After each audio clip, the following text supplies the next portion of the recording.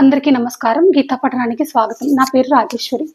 ఇవాళ మనం భగవద్గీత 2వ అధ్యాయం సాంఖ్యయోగంలో 29వ శ్లోకం చదువుకుంటున్నాం. ఈ శ్లోకం సందర్భం ఒకసారి గుర్తు చేసుకుందాం.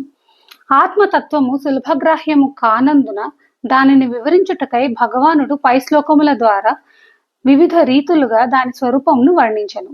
ఇప్పుడు ఆ ఆత్మతత్వము యొక్క దర్శన, వర్ణన, శ్రవణముల అలౌకికత్వమును, దుర్లభత్వమును రాబోవు శ్లోకమున స్పష్టము చేయుచున్నాడు. శ్లోకం చదువుకుందాం. ఆశ్చర్యవత్ పశ్యతి కశ్చిదేనం ఆశ్చర్యవద్వదతి తథైవ చాన్యః ఆశ్చర్యవచ్చైనమన్యః శృణోతి శ్రుత్వాప్యేనం వేద న చైవ కశ్చిత్. దీని అర్థం తెలుసుకుందాం. ఎవరో ఒక మహాపురుషుడు మాత్రమే ఈ ఆత్మను ఆశ్చర్యకరమైన దానిగా చూచును, మరి ఒక మహాత్ముడు దీని తత్వమును ఆశ్చర్యకరముగా వర్ణించును. వేరొక పురుషుడు దీనిని ఆశ్చర్యకరమైన దానిగా వినును. ఆ విన్నవారిలో కూడా కొందరు దీని గురించి ఏమీ ఎరుగరు. అసలు ఆత్మ చూడగలిగేవాడంటే జగత్తునందు, ఈ జగమునందు, ఈ ప్రపంచంలో చాలా అరుదుగా ఉంటారంట. అలాగే అంత అరుదుగా కనపడేటప్పుడు ఆశ్చర్యకరంగానే ఉంటుంది కదా. అది చెప్తున్నారు. ఎవరికో, ఏ మహానుభావుడికో, ఏ మహాపురుషుడికో ఆత్మ కనిపిస్తుందో చూడగలుగుతాడు ఒక మహాపురుషుడు. చూసిన వాడు దాన్ని వర్ణించాలి కదా. ఇంకొక మహాపురుషుడు మాత్రమే అలా వర్ణించగలుగుతాడు అంటున్నారు. అది ఎలాంటి వాళ్ళంట? బ్రహ్మనిష్ట గరిష్ఠులు.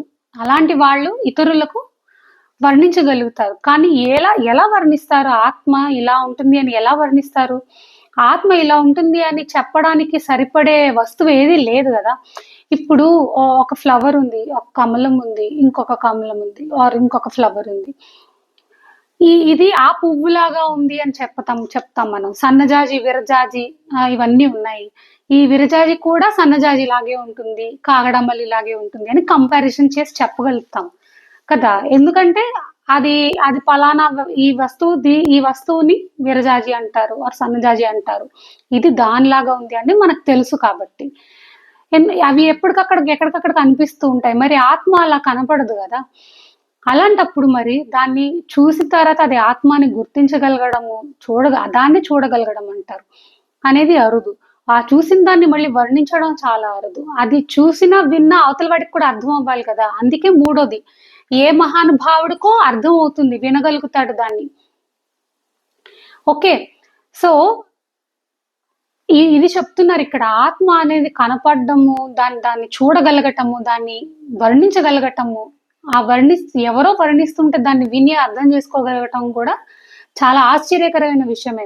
కొంతమంది విన్నా కూడా వాళ్ళు దాన్ని రిలేట్ చేసుకోలేక వాళ్ళకి తెలియదు ఆ విషయం, ఆత్మతత్వం. అదే చెప్తున్నారు ఈ శ్లోకంలో.